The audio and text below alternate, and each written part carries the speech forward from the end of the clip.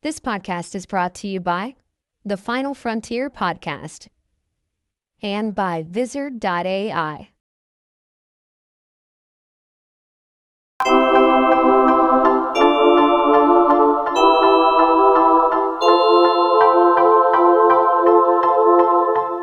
Excuse me.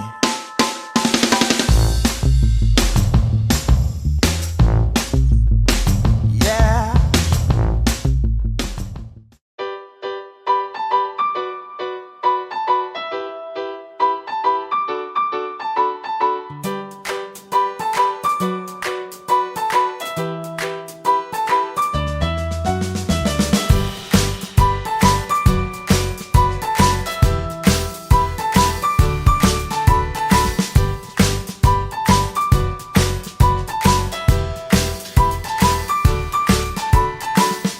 Hi, everybody. Welcome to the Part of Your Broadway World podcast.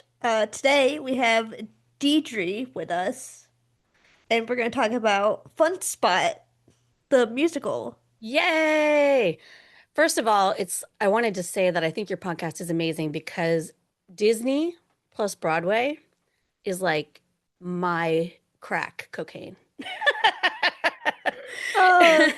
Honestly, And same. I would pretty much do anything for Disney. I went on my honeymoon there. Like I've taken my kids there like 4 times. I'm going back this summer. Oh my gosh, you have a tattoo. So Yeah. cute. I love it. I was And branded by the mouse, yeah. I like to say. I like that. I know a lot of people, it's like you either love it or you hate it, but it's like if you're gonna go, you got to just drink the punch. Just be in the magic bubble, you Yeah, know? yeah, exactly. Also, the people that hate it, I don't want to be your friend. Sorry, I just don't want to be your friend. I get that, evil corporate empire kind of stuff, but no, I'm just gonna go for the magic. That's all. Yeah, exactly. Well, and Fun Spot is my first musical that I've ever written, and it's actually kind of related because my whole life I've worked for different amusement Mm. parks and carnivals and everything. So I grew up in Idaho and I worked in this tiny little amusement park with 9 rides called Fun Spot. And my high school was in the late 80s. So the musical takes place in the late 80s. And Mm. my boss there was this guy named Jimmy, who is this ex-con. And I was very naive. So I did not realize every night as I was counting the money with him in like the office that he was embezzling money from the company out from under my house. And then I think some people died suspiciously. He brought a gun to work, but he was always super nice to me. And so he was always like, "Hey, take my Corvette, go buy yourself some perfume," And I'd be like, "Okay, well, you're the boss, Jimmy." Why does that sound so Phantom of the Opera? Like where he kills I everybody know. else, but he keeps Christine alive. Or he I keeps just know. Christine alive, but he Well, kills luckily, everybody else. I know. Luckily, it wasn't romantic. So I had a boyfriend at the time who was, so I also grew up Mormon. So this is the other big thing about the musical. And I was dating a guy at the time that was not Mormon. So I was having a big old faith crisis. So like Jimmy and his girlfriend and me and my boyfriend would go on double dates and all this. And I was trying to decide, should I go to Mormon college or not? And then suddenly Jimmy disappeared and he called me and he's like, "I can't ever talk to you again. I'm sorry." And he had gotten caught and was told to leave town and never come back. And I never Oh saw him again. God. Very dramatic. So he's in Fun Spot, but he is kind of the good guy. And the Mormon bishop in Fun Spot appears like the good guy, but he's actually the villain. So because a lot of insidious Mm, things happened in the religion. mm, So it's kind of an 80s type mm, musical about a girl who's trying to figure out mm, if she believes in this church or not. So mm. yeah, it's kind of autobiographical.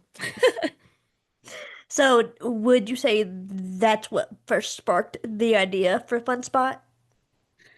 I've written songs for a really long time, and I'm a composer and a pianist, and my daughter's super into Broadway musicals, Mm, so I've seen a lot of musicals. And I went on a writing retreat. I do it every year, but it was like 2 or 3 years ago. And I just knew that I wanted to write something about all these carnivals that I've worked for. So I just had the word in mind, carnival. hmm And Because after Fun Spot, I worked for the Western Idaho Fair, and then I moved to New Mhm. York City in the late 90s, and I Mhm. played keyboards in the Big Apple Circus, and I met my husband in the circus. So I have all these carnival and circus stuff. And while I was doing kind of a brainstorm on this word carnival, at my writing retreat, I remembered something that happened at Mormon College Mhm. where they threw us this huge carnival. And then halfway through, they turned all the lights on and said that it was a trick and that we had all sinned because we were enjoying ourselves at this carnival. And then it was this whole morality lesson. Needless to say, after Mormon college, I left the church and never went back. um, but I was not prepared for that memory. And in fact, I thought maybe I had imagined it. So I was looking up on Reddit stuff. And then I found another memory that unlocked, which they had us do this exercise when you're like 13, 14. It's a simulated plane crash where the plane crashes. It's called Flight 409. And then they take you to the different degrees of heaven in the Mormon church, kind of like a hell house, like a Christian hell house. And so on the writing retreat, I started writing a song called Flight 409, and I didn't know where it was going to take me. Mhm. Then a few months later, I was doing this online writing thing called End of Play with the Dramatists Guild, where you have 1 month to write something new from beginning to end. And actually, I went to Disney the last week, so I only had 3 weeks.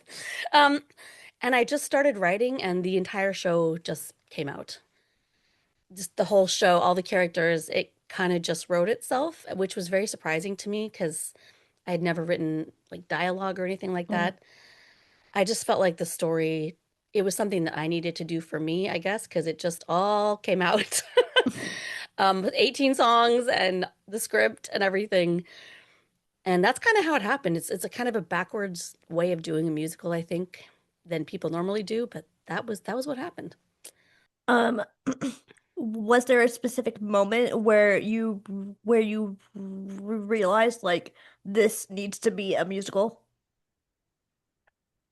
I think when I just started writing it, I knew I had this song, so I Mhm. knew I wanted it to be something. I wasn't sure if it was going to be a musical or if it was going to be maybe a themed album or something. I've done several albums before, Mhm. and I did a little pandemic album with like 12 little pandemic songs on it, maybe the year before.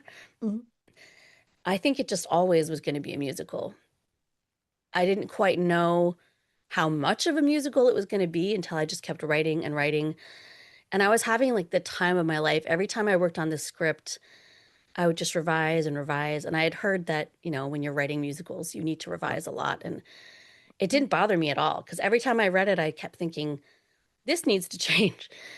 And I started taking, or, attending a couple of Mhm. workshops at the Dramatists Guild and thinking, like, oh, my musical doesn't have an 11 o'clock number. Or maybe the last song I wrote was the protagonist, Debbie. I was like, she does not have an I want song. So I wrote that. I like challenging myself to just write a lot of Mhm. songs. Mhm. I think part of that comes from I work for Carnegie Hall doing this thing called the Lullaby Project.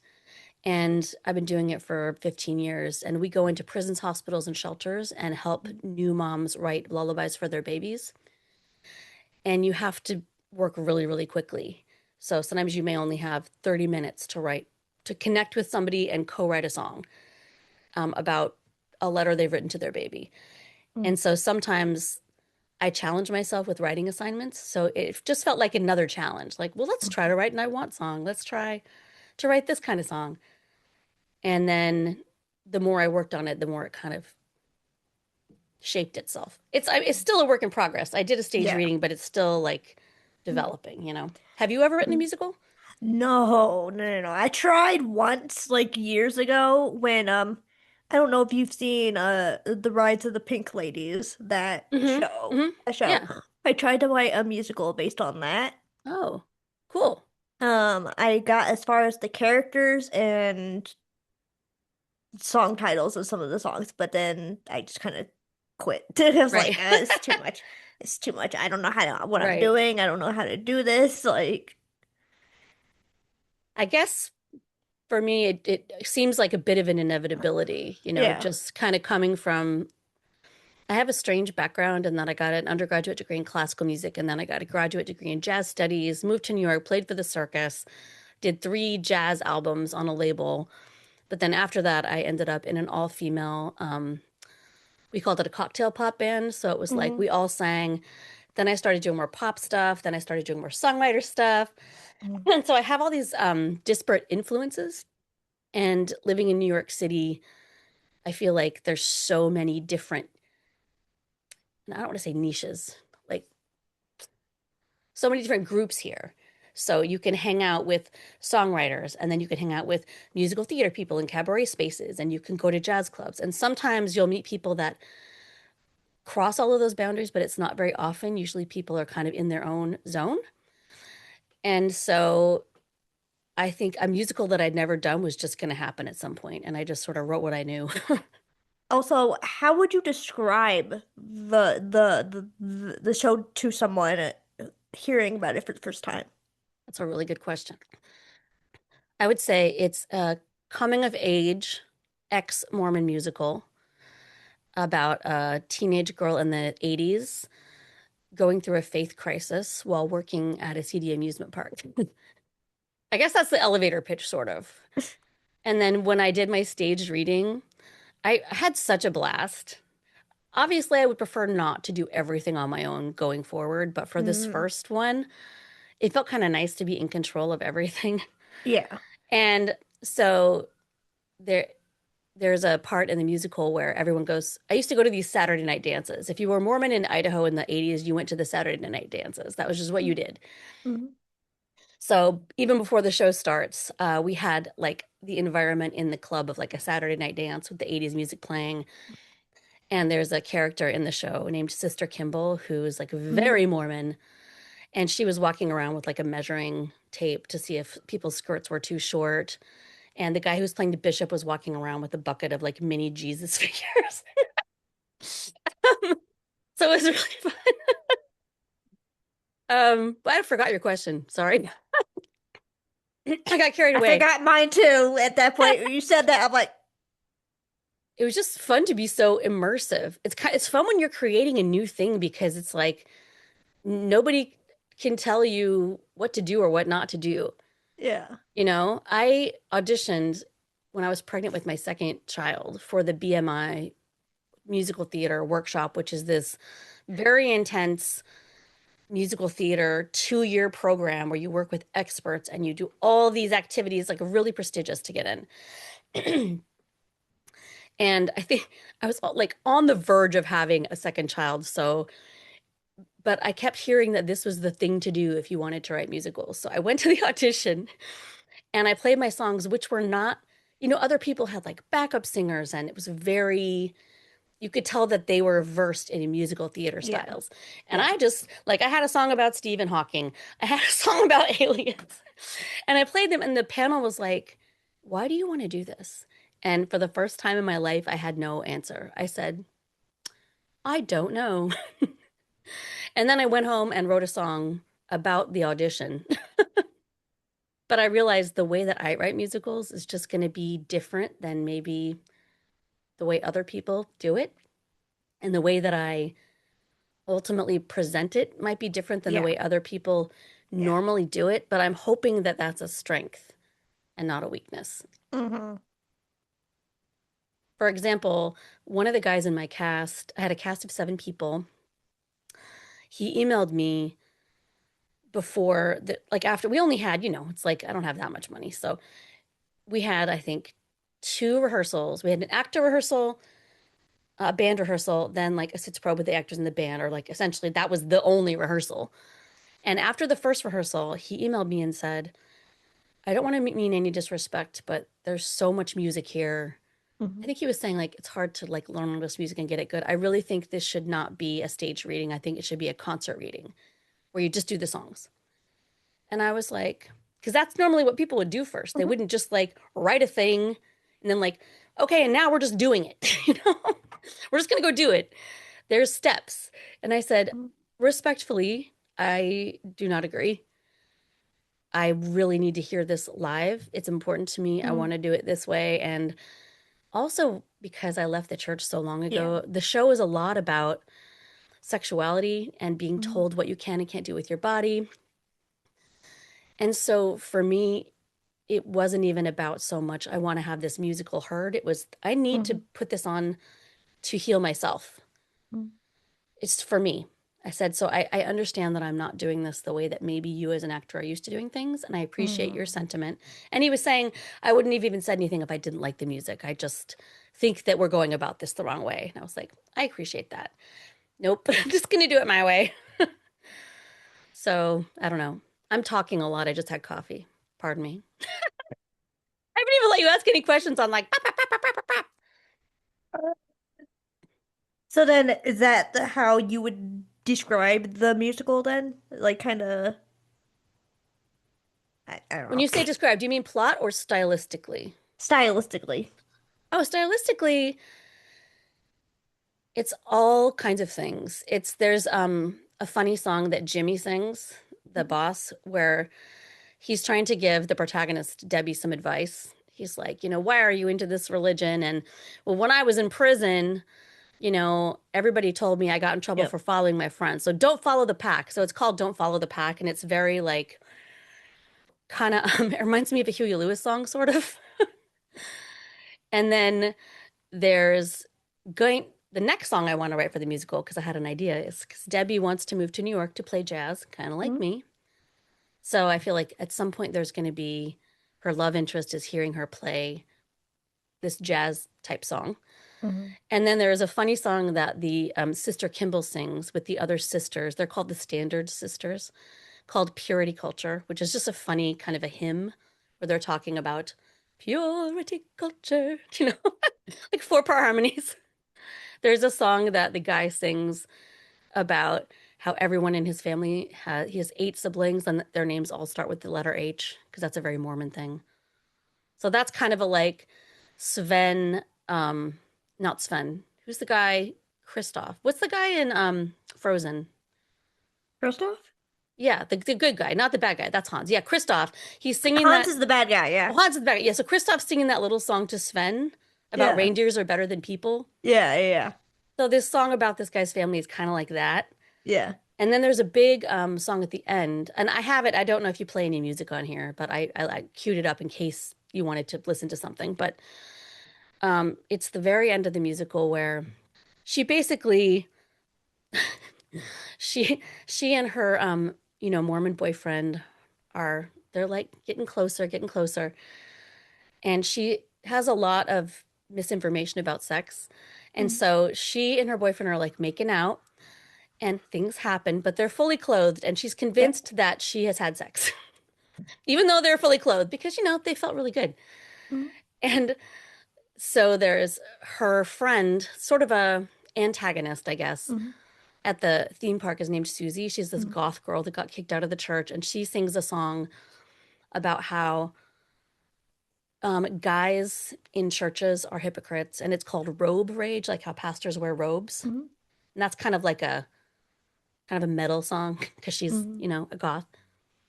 And then the bishop calls her into an interview because he has heard that she and her boyfriend were doing some things. And he's very skeevy. I think one of the things I've heard about since I've done the musical, I've gotten to be friends with some ex-Mormons in the ex-Mormon community Mhm. and have heard some actual stories about how they were.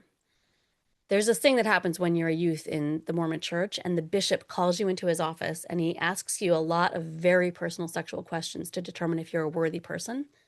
And there's no other adults there. And, a lot of the times the kids don't even know what these terms mean. Mhm. And in really bad cases, it's something that goes further and that the bishop's kind of like getting off on it. So I had to decide how skeezy do I want my bishop to be. Mhm. And he's pretty, he sings a song called Keys to the Kingdom, which is like a jazzy, I kind of think of him as like a Hades from Hades Town kind of vibe, like a deep voice and Mhm. like he's singing and, you know, I got the keys to the kingdom and I'm locking you out. That kind of thing. Like, I don't know, Yeah. chorus people coming in. and and then so the finale, the big moment of the thing is she goes to this bishop's interview. He's like, I think you might need to be kicked out of the church. And she's like, I didn't do anything wrong. And she leaves. And then she sings this big number called Outer Darkness. In the Mormon church, there's 3 degrees of heaven. But then the very lowest one is called outer darkness, where like if you know the church is true and you deny it, then that's where you go. And in the Flight 409 thing, that was often depicted as like a very dark room. And in the 80s, when kids would sometimes have to go through this activity, some people took it too far. They would like lock kids in a locked room to say, this is outer darkness, to scare you. Yeah. And so she sings this song about how she's done everything she's supposed to do, but maybe outer darkness is where maybe she belongs there, and that's okay. And as she's singing, all the other characters start singing, and they all start like taking off their ties and taking off their cardigans. And one of the guys like takes off his shirt, and there's like a proud to be gay shirt underneath, and they're just like unveiling their true selves. So that's the song I brought. I didn't know if you wanted me to play it or just to talk. Up to you. Either, I mean, I'd love to listen to it if you Oh, are sure. willing to play it. These are all demos. My daughter is singing on this one because she was around, and she's like, can you come play for me on the piano? And I was like, how about I play for you if you sing on this song with me? So this is the song at the end of the show called Outer Darkness. Bishop Alexander, I've been a good girl, I swear. Done what you told me to do, what you've commanded, tried to live up to your standards through all of my youth. I have been silent, I have stayed quiet about my own point of view. Tell me, Bishop Alexander, what more can I do?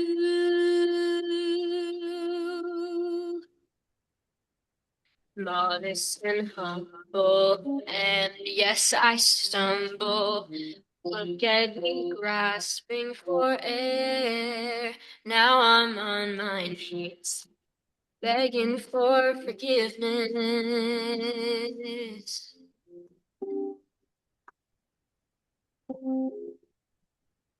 Heavenly Father, I've been a good girl, I swear. I've tried so hard to be the perfect daughter for you. I ate the bread, drank of the water, just to fall farther. Starving for truth, Bishop Alexander, I know what I have to do.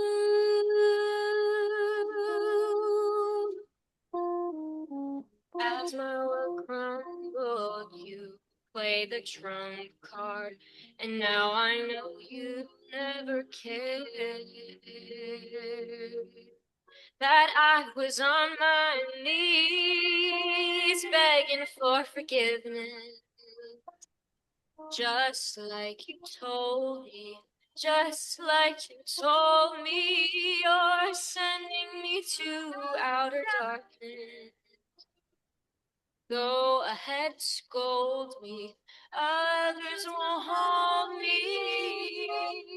You may have the keys, but I'm the one who sees the right path forward through the door.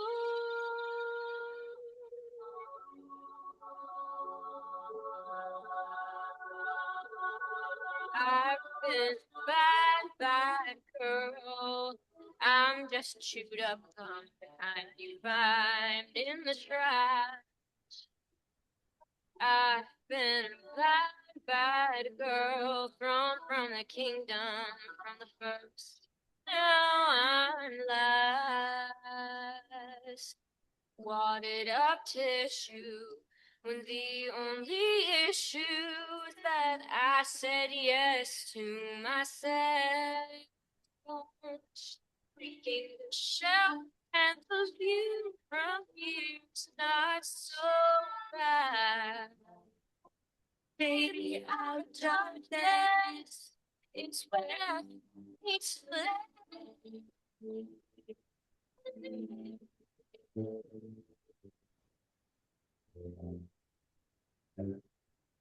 And you are not God. No one can see what's inside of my heart. So I broke a fuse. Didn't know what I wanted, where to start. But I know it's not this. Maybe I'm out of darkness. Don't know where to start. But I know it's not this. Maybe I've been in out of darkness.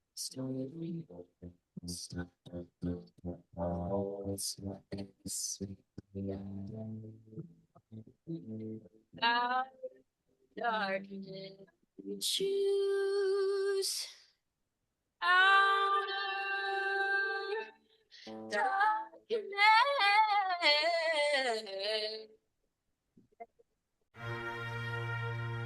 The Final Frontier podcast. These are the voyages of Jake Boger and Justin Spur.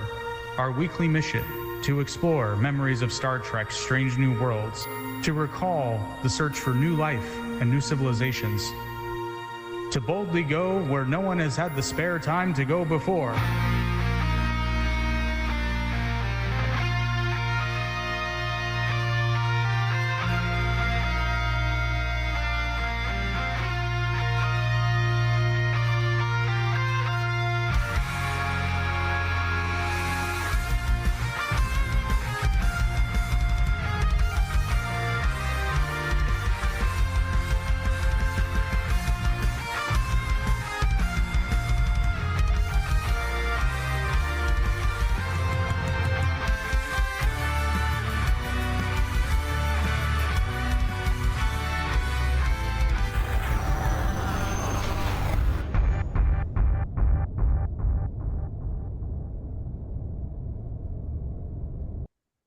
That was so good. Thank you. I loved it. Thank you so much. I really appreciate that. It's been very powerful for me to do. I cried on when they did that song, just with everybody just stripping these layers off of themselves. I don't know. It did something to me. I about cried listening to it. And I think what I realized doing it is that, and I don't say this in any way to promote myself, but I think there's a message that it goes further than just maybe Mormons. There were a lot of like women in the audience that came up and said that it was important for them to see this depiction on stage of being told to be a certain way and choosing to be a different way. Because I think that still happens a lot. So thank you so much. I appreciate that. You're welcome. Oh my God. Like that almost made me cry too. Yay. I think So as a musician and a composer and an artist, I think we have an imperative to help people feel things. I think that that's really important. Whether it's laughing, crying, and everything in between, I think it's important because it's hard to access some of those feelings sometimes, you know. So then, since you're both songwriter and composer, how does music shape the storytelling compared to dialogue alone? That's such a good question. I am part of this group called Maestra, which is women in the musical theater world, whether they're in the pit or they're composers. And I attended a seminar by Kristen Anderson Lopez, and she said something that really stuck with me, which is that every song has to propel the story forward, and that the song kind of has to have a right to exist. So if there's a song in it that doesn't move the story forward in some way, then that song shouldn't be there. And the dialogue, so basically I kind of feel like the songs sort of organize themselves in a way to tell the story. And then the dialogue, I'm not really sure yet because I'm so new at it. I just sort of imagined how the dialogue would serve the songs, I guess. And like I said, I've revised it a bunch of times. The first time I did it, I had started with the plane crash thing, but a friend of mine read it and said that was confusing because she thought the plane actually crashed. So I was like, well, that's not good. So now it's in the middle. Oh. Oh. But also I'm still really learning. I'm hopeful that at some point I can get a collaborator who's a director or somebody who can, and I've sent it to a lot of friends and they've been really helpful. Like, this thing this person said didn't make sense Yep. to me, or that kind of thing. Yeah.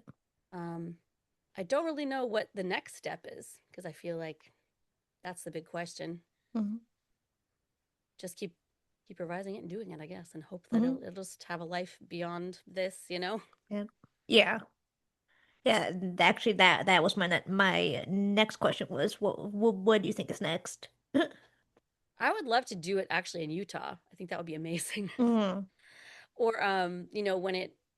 when I had the show, I gave all the ex-Mormons on TikTok that I had met the live stream link for free. I would love that there's like watch parties. I kind of would love to do it in like a church basement or something, somewhere weird. I did it in a very really nice cabaret space and the sound was great and that was great. Mhm. But it would be really interesting to try to do it in different spaces. Mhm. I think, well, next I'm just gonna do I'm just gonna do some songs from it as a solo show. Mhm. So I don't know, like anyone who has advice about next steps. I do have friends I live in New York City, so I do have friends who are in the musical theater world and they're like much further in their process than me. But again, they've taken the road to extreme fundraising, many, many cooks in the kitchen. And that might be the future that it has. I just want people to see it and have fun. As long as I'm having fun, I'll just keep doing it. When it stops being fun, I feel like it's not going to stop being fun. I just won't let it. Mhm. Not allowed. What's your So favorite musical? Sorry, that's a hard one. it's so hard because I love them all. I know. I have a How about like tattoo. recent? Oh, what does it say? I have a tattoo from a line from Jagged Little Pill, the musical. It Mm-hmm. says, "Besides, it's not like anyone knows who they are anyway," which is a line that Joe says in the musical. So, I never saw that one, and I feel bad about that. That's one of the few that I it's didn't get so to see. good. I saw it on tour, and oh my God, I really wish I could have seen it on Broadway, but it shut down because of COVID. But Oh I'm so no. sad. I know a lot of shows shut down. It was like so sad. I have a few friends in that Broadway show, Mm-hmm. so. Where do you live? I live in Michigan, but I met them Okay. through. I met my friend Sean through a mutual friend Mm-hmm. who is the coordinator, who is like the boss in our local theater Mm-hmm. place at Miller Auditorium. She coordinates everything, and so she is a mutual friend of Sean. So Right. I met him. That's how I met him. And then I have another friend, Morgan Dudley, who was in that show too, and I met her online. Oh So wow, that's yeah. cool. So That's very cool. yeah. What conversations do you hope audiences walk away having after seeing the show? I hope that they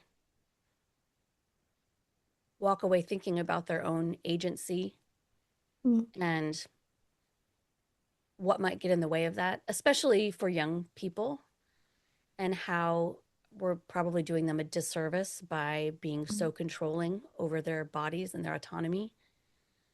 I hope that they have seen a window into this person who's a really good person. I've actually this week been rereading, I kept a journal since I was 10, and I've been rereading my own journal of when I was 17.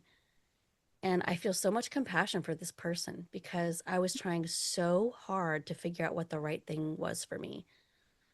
And kind of at every angle, like the church was yelling at me about this, and my parents were yelling at me about that. And I think we don't give a lot of kids enough credit for, mm, it is the time to be questioning and experimenting. And that's not always a bad yeah. thing, that can be a good thing. And that, I mean, and even more in general, maybe they can ask themselves, what labels have I put upon myself? Like, I think people are so, they want to put a label on everything. I'm this or I'm that. It's black or it's white. The church is true or it isn't. Mhm. And we all kind of live within these shades of gray. It's a both and, I can be a passionate sexual being and also a spiritual being. That there's all these dichotomies that can live together. And that ultimately our own voice is the most powerful and beautiful voice. And we should always be listening to that. That's what I think. So then also has creating this musical changed your relationship with your own story or identity? I think it definitely has. I don't think I even knew how much I needed to do this show. It really freed me somehow. And I sort of knew it would. I'm also really glad I decided not to. I mean, I was the musical director in the band, but I decided not to be in the show because I Mm, thought just to sort of hear my own music and my own story reflected back to me. Granted, yeah. it's not totally autobiographical. There's some liberties taken in it, but it really, again, made me feel so much more compassionate to myself in realizing that the other thing is, I think when you grow up in a high control religion or a high control environment, it's very insidious. You don't realize that, I'm much Mm, older now, but it's still, I didn't mm, realize how much of a hold certain teachings and, you know, dogma had on me when I was like, oh my God, what are people going to think of this? It's like, wow, I'm still worried yeah. about, am I going to the celestial kingdom when I haven't been in this church for like years and years? So I think it helped me see that that really still had kind of a stranglehold on me and that I could just let it Mm, go. mm, And weirdly, since doing the show, I feel, I don't know, like happier than I've ever felt. I'm mm, just like, I'm writing like 4 different new projects and they're all different. I don't know what they're going to be and I don't care. I feel really healthy in my body. I feel really balanced. I feel like I'm saying yes, like she says in the song, I said yes to myself. And for some reason, doing the show unlocked something in me that I'm just saying yes to myself all the time now. mm, And it's like wonderful. And I'm so happy. And I'm just grateful. mm, I don't know if writing a musical does this for everyone. And maybe it's just this show, but mm. I didn't expect all the yeses. Stop wasting your time on manually editing your videos. The secret AI tool will do the work for you. One of the best things about it is that it gives your video the potential to go viral. Visit this page, sign in, create a project by clicking on this button. Choose a video that you want to use. Click on the AI clip button. Wait for the magic. It is scanning through the video and looking for the parts that has the potential to go viral. Instead of editing the video by yourself, it does the work for you. It even generates headline and captions which fit your video. Another surprise is that they generate video description or social post for you to use. Once done, click Export to post.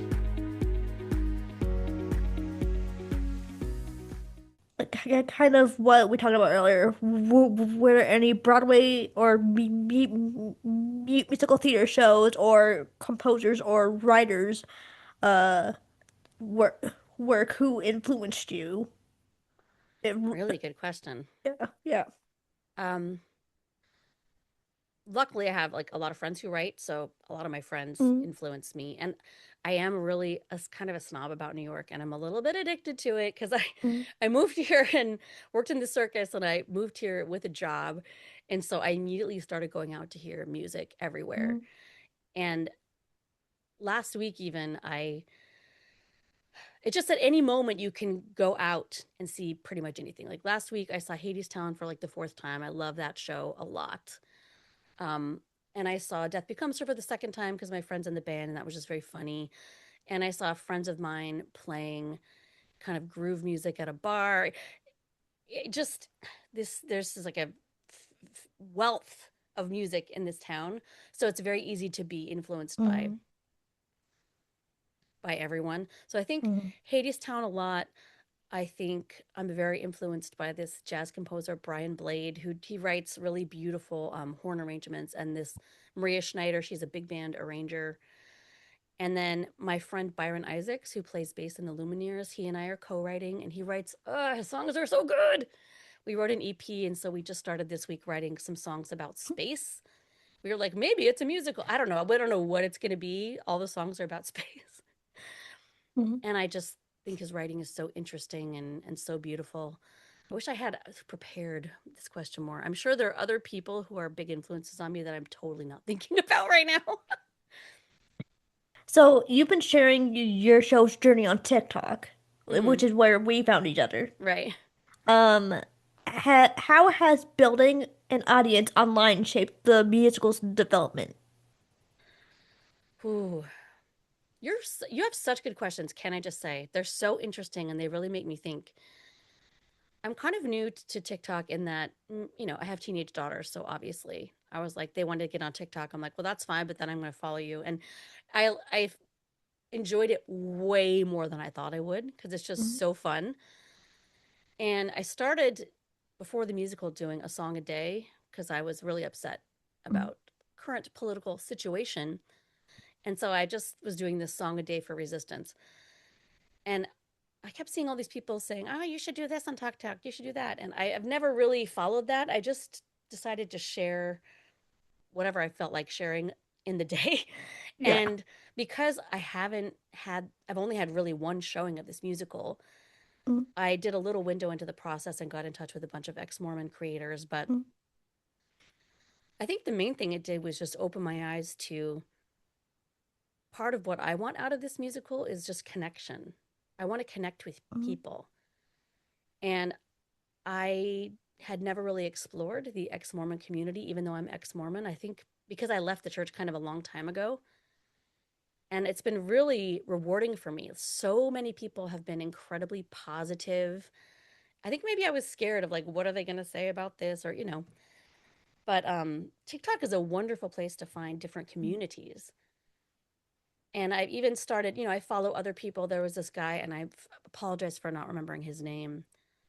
But he was in a show that was kind of an off-Broadway show where he was the lead. And he was like, hey, if you're a songwriter, come to my show. And I was like, oh, I want to come to your show. And I feel like it's kind of this weird small town, even though it's TikTok and there's millions of people on it.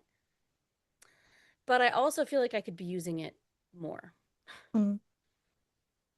Because I don't, at this point, I want to get in touch with people who sort of have done this kind of thing maybe more than I have and have some pointers. So then I don't know, I can't believe I didn't ask this first, but like what stage of development is FunSpot in right now? It's in, I would just say, very early. I'm applying for different residencies and that kind of thing.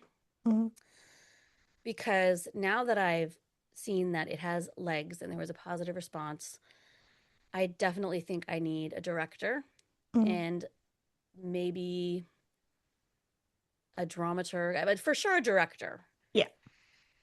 And a friend of mine who actually did BMI and helped me sort of throughout this process, she said the main thing she learned is like not to continually spend money on it yourself. So I don't want to spend all this time fundraising, but I do want to have sort of an abundance mindset and think there is a lot of money and abundance in the world. And there might be some people who have an interest in wanting this to get to the next phase. So I think the next phase for me will really just be do it again.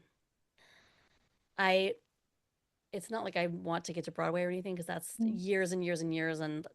But I think it would thrive really well in like an off Broadway setting with a small, because it's like a Heathers or something where it's not going to appeal to everyone because it is funny, but it's also kind of dark.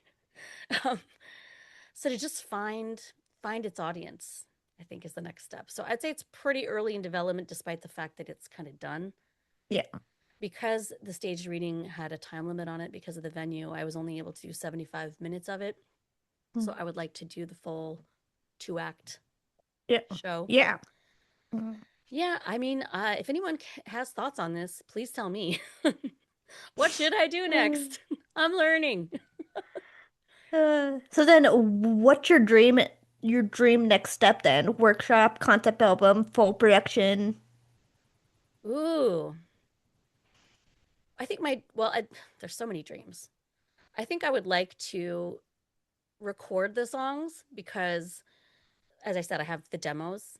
And like the person that played Debbie, the protagonist in my show, she was amazing. Mm, So I think I could start by I would love to go into the studio just because I love being in the studio anyway, mm, and just do like a full on, really, really good recordings of all the songs. mm. But also, I just want to do it. I want to do it again. I want to do it. A workshop would be nice. But again, there's like rules and weird, like, is it a 29-hour workshop? Is it a this? Is it a that? Mm. And I feel like this is going to take maybe a different road. But I would love to do, I feel like I both should do a smaller version, but I kind of want a bigger version, you know? Yeah. I only had originally, I was going to do 6 actors. And then there was a really good friend of one of the Mm. people. And he's like, I want to be in it. And I was like, come along, man. So I kind of revised it. That was just the organic nature of it. The guy who was playing the lead had to drop out. So I got the partner of somebody else. And then this was a friend. And so like he came on and I was Yeah. going to double cast the Bishop and Jimmy. And then he was just Jimmy. And, you know, Yeah. it just kind of worked out. So, but I would love to do it. I had a little bit of choreo. It was in a cabaret club, but I really, really Mhm. wanted the Bishop to do a tap number. I don't know why. I just like needed it. I needed it for my soul. And I was like, I'm doing this show and it's only me and I don't care. So I asked the club, I'm like, I know you're like a cabaret space, but can someone do a tap number? And they're like, sure, bring a tap board. So I got a tap board and I hired my friend who's a choreographer. And the guy who played the Bishop actually ended up, he's like a Broadway level tap dancer, which I Mhm. didn't know. And I was like, perfect, perfect. So originally I was going to have like the Standard Sisters do a tap number. Then one of the guys, it was like a sister and a brother. Fine. He did drag. So I was like, you're a Standard Sister. So he wore drag, which was amazing. Yeah. And then I was like, who here can tap? And the only person who could really tap was the Bishop. And it was one of those, again, it was like, it worked out even better than I thought. Cause I'm like, of course, you Mm. hardly even see the Bishop. And then you don't really know what his vibe is, but he's really full of himself. And he does a tap number in the middle of the song. He was so good. And it was just so unexpected. And Yeah. it made my soul really happy. I don't know why I needed it. I just did. But I would love, in the Saturday Night Dance number, there's a part where at the Saturday Night Dances, you have to be 2 Book of Mormons apart because, Mm. you had to be you couldn't be too close. And so Sister Kimball during the dance is like trying to run these Book of Mormons around. And so I tried to get my friend to choreograph a number where I'm trying to think of a musical number on a current show, but where they're stealing the book from her and they're doing this whole choreographed number. Mhm. But obviously you can't do that at a stage reading. But I don't know. I want choreography. I want costumes. I want it all. Uh, Anything. I feel like whatever this show wants to be, I'm just gonna let it be that. exactly. Exactly. Exactly. The sky's the limit. And honestly, I feel like my thinking might be limited. Yeah. I think maybe it's an advantage that I don't really know how these Mm. things go because then I'll just do whatever feels right. And Mhm. maybe that'll be bigger than I even thought. Mm. You know what I'm saying? Yeah, and I mean sometimes winging it is a lot better, you know? Winging it day by day, just kind of Yeah, a exactly. better outcome. For me, it is Yeah. because, like I said, I just want it to be fresh and Yeah. fun. But I'm actually really, really glad that you asked me to do this today because it's been a couple of months since I did the show and, Hmm. busy life. I'm a freelancer, I have like 2 kids, Hmm. and I haven't really done much since the show. And Hmm. now talking about it again, I'm like, okay, I think I needed it to rest for a minute. And I'm like, ready. Yeah. Maybe I'll do a podcast version of it. I used to have a podcast. Or I don't know, but I'm just gonna book another date and just do it again. If you okay, what advice would you give to creators t to creators telling deeply personal stories through art? Do it. Just do it. I spent way too long wondering if I had the quote unquote right to tell my story, whatever that means.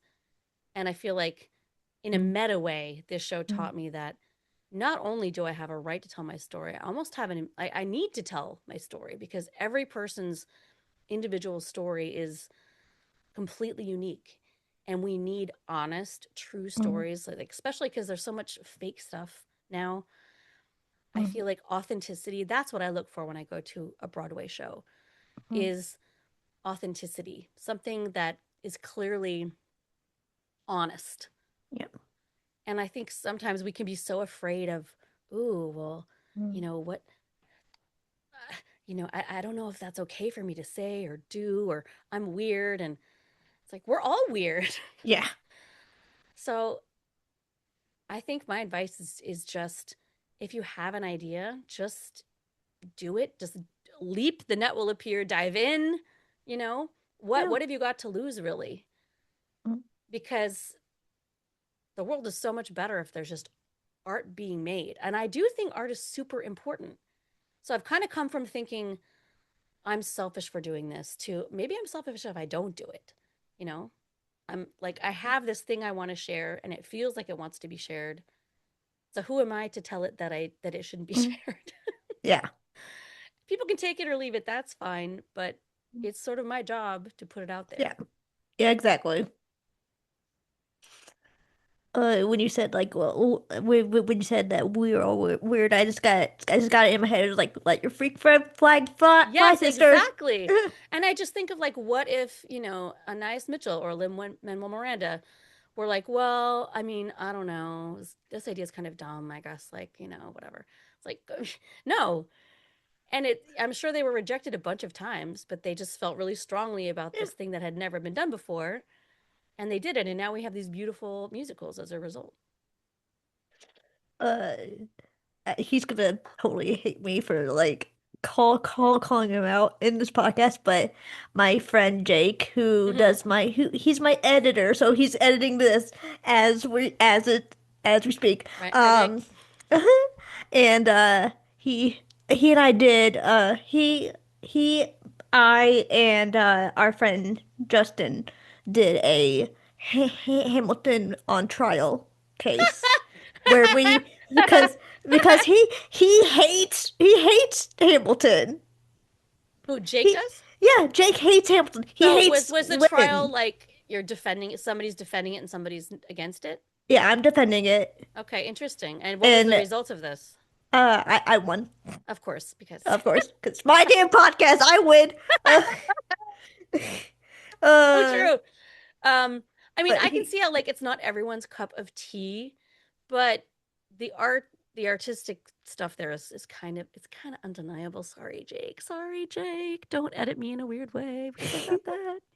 Cause he just thinks he like his reasoning was just like he's not good. He's not a good singer. He's not like everything sounds the same, and like he's not a good rapper. I'm like, what? I mean, fair. I've heard that argument too. Yeah. There's probably other people that could have maybe been better in the role, but I'm always going to fight for the thing that maybe isn't the quote unquote best product, but is the most honest product. Like I'm always going to fight for that, Yeah. In fact, I had a couple of people in my stage reading who were friends of my daughter and they're just starting college, and I just really wanted them to be in it because I want people to learn and just kind of be there. I'm a new person in the musical theater world and I'm trying this thing out, and we tried a bunch of stuff. It's not going to be perfect, but sorry, Jake. I should let you know I have to go. I have a 2 p.m. meeting, so I have like 5 minutes. Oh shoot. Okay. Sorry. So we'll skip to the lightning round questions. Okay.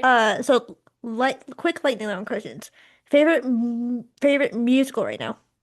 Hadestown. Song you wish you had written? You're gonna have to give me a minute with that one. Can we come back to that one? No, we probably can't.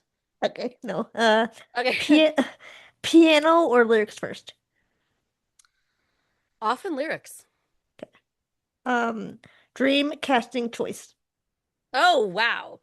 Probably Sarah Bareilles. Oh, I love Surprise. Or you know what? She used to be mine. I'll say that I wish I'd written that song. Yeah. I get really mad when I was writing with my friend Byron last night. He played me a song that he wrote, and I got really. I was like, I hate you so much. Like Sarah Bareilles, I hate you so much. She came to a show of mine once because she was dating somebody who I was playing with, and Yeah. your songs sound like they could be in a musical, Yeah. which was so nice of her. So now I'm just like, oh, please be in my show. Broadway theater you'd love to see it performed in. Mm. I forget the name of it, but the one that John Proctor as the villain was in. I loved that show. I can't think of the name of it, but I know which one you're talking Yeah, about. I just can't it's think like a of the little name bit of it. smaller. Yeah. I just liked it, the intimacy of it. Yeah, that one. Mhm. All right, that's the questions. Ooh, nice. These are good questions. When Uh, are you coming to New York? Because clearly we have to hang out now and go to a show. I don't know. I honestly don't know. I'm dealing with like some health stuff. I might need surgery for like my spine and stuff, Right. but so I don't know yet. But I will TikTok message you. Okay, so when you come, Yeah. we are definitely going to a show. Yes, definitely. I'm trying to think of what, well, it'll depend on what's out. I'm excited for Schmigadoon. I think that's going to be fun. I'm so excited for That's such a fun Schmigadoon. show. Yeah. And I feel like The Lost Boys, I'm going to reserve judgment because when The Outsiders came out, I was very judgy because I loved that book as a teenager. I pretty much had it memorized. I wrote to see Thomas Howell and got an autograph. So I was like, meh, meh, meh. Why did there have to be musical on The Outsiders? And then I saw it and I was like, Deidre, shut your mouth. It's really good. Yeah, and then you saw and then you saw it and then you were like, fine. Yeah, I was like, okay, like fine, just make all the 80s movies into musicals if they're going to be good. It's fine with me. So we'll see if The Lost Boys Uh, is any good. well, that's the end of our podcast, the podcast, everyone. I will leave all Deidre's links down below. Leave all my links down below. Go check out Fun Spot the musical. Um, so with that being said, we are off, and I will see you Eternal Stars later.